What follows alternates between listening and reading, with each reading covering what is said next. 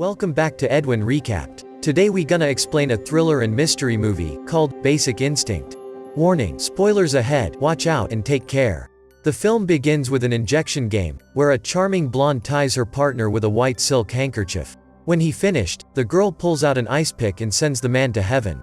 The crime is investigated by Detective Nick Caron and his partner, Gus Moran. The victim is famous rock musician Johnny Boz, who loves music, illegal substances, and hot girls.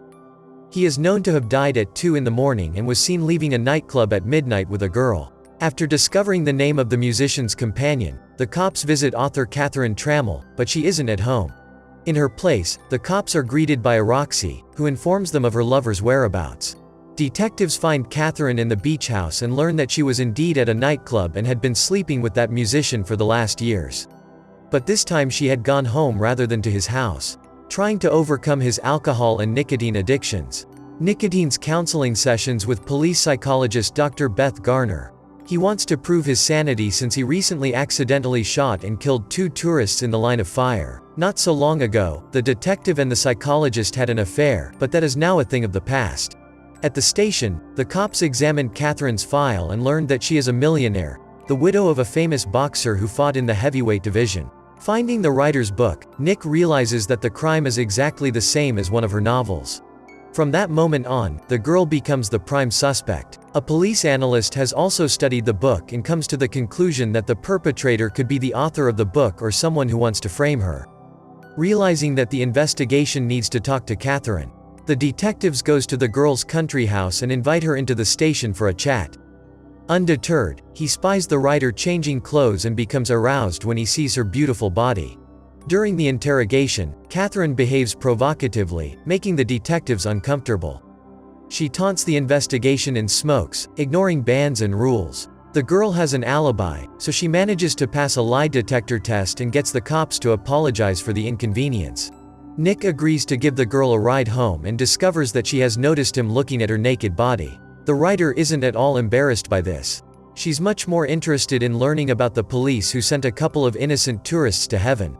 Not wanting to continue the conversation, he drives the girl home and then goes to a bar with his partner. Lieutenant Marty Nielsen intervenes in the dialogue with Gus, provoking his colleague into a confrontation. They are stopped by Beth, who invites the detective to her house.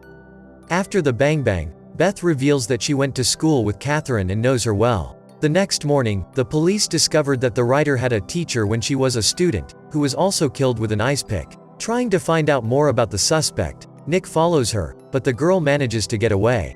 Finding Catherine's car, he learns that she has been visiting Hazel Dobkins. In the evening, he tries to chase the girl again, but another chase ends in nothing. At the station, he tries to find information on the mysterious stranger. Gus, late at work, remembers Hazel's case and reveals that she was a happy housewife until one day she killed her husband and 3 children. The next day, the detective visits the writer and notices newspaper clippings dedicated to him on her desk. The girl wields a knife with ease and crushes the ice, which makes Nick nervous. Trying to find out about Hazel, he discovers that the writer is in constant contact with criminals as they serve as inspiration for writing new detective novels. Catherine seduces Nick, hoping that he will become her new book hero, but the man has the balls to push her away. Inappropriate questions about the tourist incident make it clear that the girl has somehow become familiar with his psychological profile. After bursting into Beth's office, the detective demands a confession and learns that the psychologist has passed the information on to her supervisor. Enraged, Nick attacks the chief, but he is reassured by colleagues. That night, the boss is found with a bullet in his head, fired from a .38-gauge revolver. Suspecting the detective, the police suspend him from duty pending clarification. The next day, Nick is questioned, but he behaves just as provocatively as Catherine. The psychologist tries to protect the patient and excuses the detective by giving him an alibi. While packing his things, the man learns that the writer's parents have died under mysterious circumstances. On his return home, he meets Catherine on the doorstep and invites her in. During the conversation, the girl shows him one of her first books, the plot of which is similar to her life. The child, determined to see if he can be punished, sends his parents to the heaven and becomes a wealthy heir. That same night, Nick goes to a nightclub for a date with the writer. He finds her in the gents, taking illicit substances. Roxy leaves the couple alone and lets them dance, after which they heads to the bedroom. During the injection game, The girl pulls out a white silk scarf from under her pillow and ties the detective up, not allowing him to touch her. After the bang-bang, Nick discovers that the writer's friend has been watching them, and it's not the first time, as she loves to peek.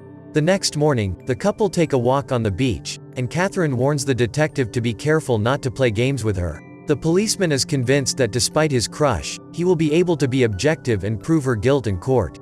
At the bar, he tells his partner what is going on, causing anger and bewilderment. Gus realizes that Catherine is dangerous and should not be messed with, as all her loved ones are killed or turn out to be criminals.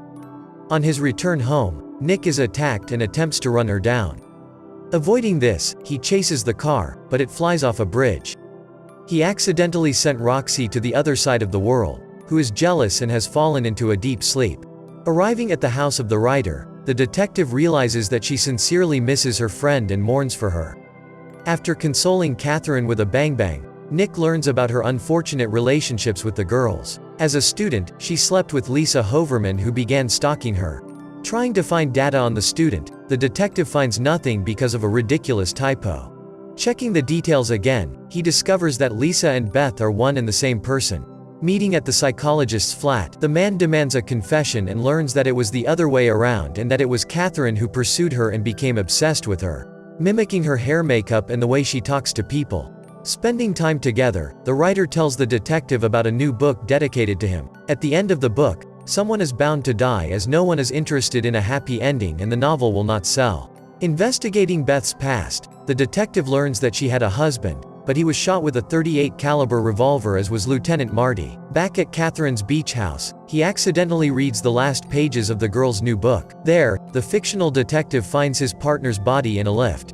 At the same time, the writer says that her novel is over, which means that their relationship is over. In the evening, Nick meets with Gus and learns that he has received call from the girl's classmate, who wants to talk about their past and shed the truth about the past, which was shrouded in darkness.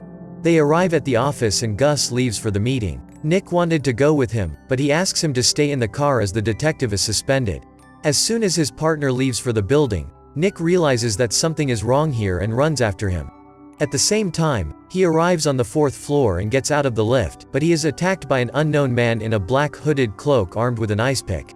After finding Gus's body in the lift, Nick searches for the perpetrator and meets Beth in the hallway. She says she got a message from his partner and come here to meet him. She tries to reach into her pocket, thinking there's a gun in there. Nick shoots her. But on checking the pocket, realizes there were a bunch of keys in there. Before falling asleep forever, Beth says to Nick, "I love you." Police officers arrive on the scene and search Beth's flat and find irrefutable evidence proving her guilt. A wig, an ice pick, and a revolver confirmed that it was she who killed the rock musician, the policeman, and her husband. Nick, unable to believe the reality of what is happening, returns home where he is met by Catherine. The couple engages in this and discusses a happy future.